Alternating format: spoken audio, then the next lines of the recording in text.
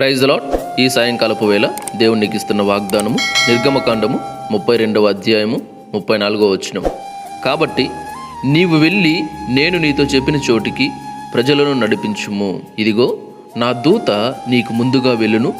నేను వచ్చు దినమున వారి పాపమును వారి మీదికి రప్పించదనని మోషేతో చెప్పాను. ఇక్కడ నువ్వు వెళ్ళు, నేను నీతో చెప్పిన చోటికి నా ప్రజలను నువ్వు నడిపించు అని చెప్పి మోషేతో దేవుడు చెప్తున్నాడు అనమాట. అంటే ఐగుప్తు నుండి వాళ్ళని బయటకు తీసుకురమ్మని, ఇశ్రాయేలీయులను బయటకు తీసుకురమ్మని చెప్తున్నాడు అనమాట.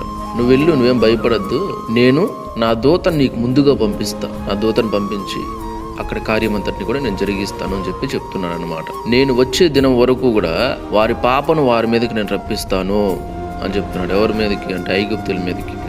కాబట్టి ఇక్కడ ఆయన చెప్తున్నాడు, నువ్వు వెళ్ళు, నా దూతను నీకు ముందుగా పంపిస్తాను అని చెప్తున్నాడు. చూడండి, ఆయన నమ్ముకున్న ప్రజలమైన మనము ఎక్కడికి వెళ్తున్నా, ఏం చేస్తున్నా ఆయన మార్గంలో మనం నడిస్తే, ఆయన చెప్పినట్టు వింటే, ఆయనకు లోబడితే, ఆయన ఆజ్ఞలను అనుసరిస్తే, ఆయన ఖచ్చితంగా మనం వెళ్ళే ప్రతి చోటుకు, మనం చేసే ప్రతి పనిలోనూ ఎల్లప్పుడూ కూడా ఆయన దూతను మనకు కావలిగా ఉంచుతాడు. ఆయన దూతను మనకంటే ముందుగా పంపిస్తాడు. Praise the lord. కాబట్టి మనం ఏ పని చేస్తున్నా, ఎక్కడికి వెళ్తున్నా, అన్ని విషయాల్లో కూడా ఆయన చిత్తాన్ని ఎరిగి నడుచుకోవాలి. ఆయన చిత్తానుసారంగా మనం వెళ్ళాలన్నమాట. Praise the lord. అప్పుడు ఆయన దూతను మనకు ముందుగా పంపుతాడు. Praise the lord.